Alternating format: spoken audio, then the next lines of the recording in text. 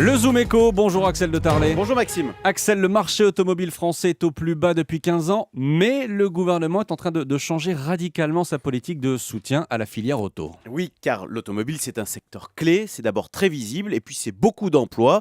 En tout, on estime qu'avec les emplois indirects, donc les garagistes, etc., le secteur représente jusqu'à 10% de l'emploi en France. Donc, et c'est naturel, le gouvernement aide cette filière. Oui, ce que vous dites, c'est qu'il change radicalement sa politique. Eh bien oui, parce que pendant 20 ans, on a soutenu la demande automobile. En clair, on a donné de l'argent aux gens pour qu'ils achètent de nouvelles voitures. Il y a eu la baladurette, la jupette, puis récemment, il y a eu la prime à la casse.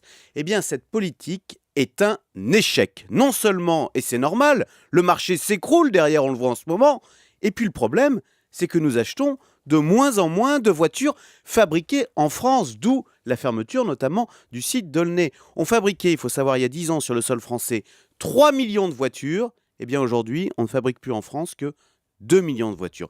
Donc, on arrête cette politique de soutien à la demande pour mettre en place une autre politique, le soutien de l'offre. C'est-à-dire, plutôt que de soutenir les acheteurs, on va soutenir les producteurs.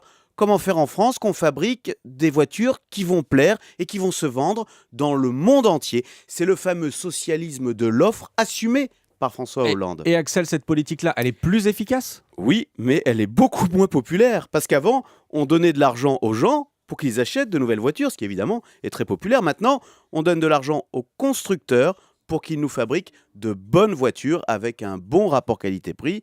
Alors c'est notamment la baisse des charges via le fameux plan de compétitivité, mais c'est aussi le soutien à la filière électrique pour que nos constructeurs soient à la pointe sur la voiture propre.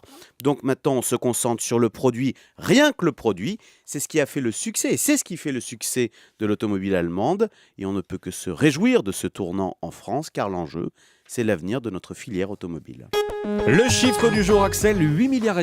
EDF alourdit la facture de l'EPR de Flamanville de 2 milliards. Le réacteur nucléaire de 3e génération coûte désormais 8,5 milliards d'euros, alors qu'à l'origine, il devait coûter 3,3 milliards. C'était le Zoom Éco d'Europe 1 Matin. Merci Axel.